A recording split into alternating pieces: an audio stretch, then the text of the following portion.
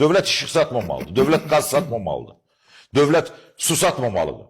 Artıq bunlardan əl çəkmək lazım. Dünyanın hansı yerində görünüb ki, dövlət işıq sata, qaz sata, su sata, dövlət strateji olaraq bu obyektlərin və bu infrastrukturun olmasında məsuldur.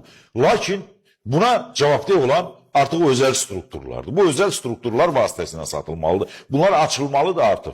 Dövlət benzin satmamalıdır. Dövlət benzin qiyməti qaldırmamalıdır.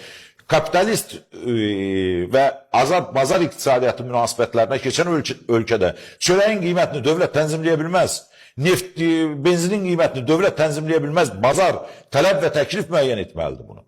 Dövlət nəhayət bunlardan əl çəkməlidir. Tarif şurası deyilən bir şey tamamilə yığışdırılmalıdır. Çörəyi əgər dövlət bişirmirsə, çörəyi bir iş adamı, bir sahibkar bişirirsə, satırsa, ondan pul qazanırsa, niyə dövlət çörək qiyməti müəyyən etməlidir? Hansı məntiqlə, necə, nədən ötürü?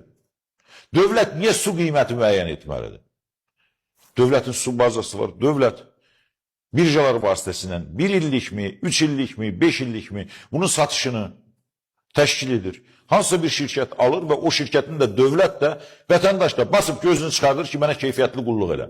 Daha dövlətin yaxasından yapışmır ki, niyə Xırdalanda 3 gündür su yoxdur? Bakı Şəhər İcra Hakimiyyəti və yerli icra hakimiyyəti orqanları Bakının ərazisində tikilən evlərə və yaxud da yeni binalara heç şəhər salmanın strukturunu nəzərə almadan icazələr verirdilər.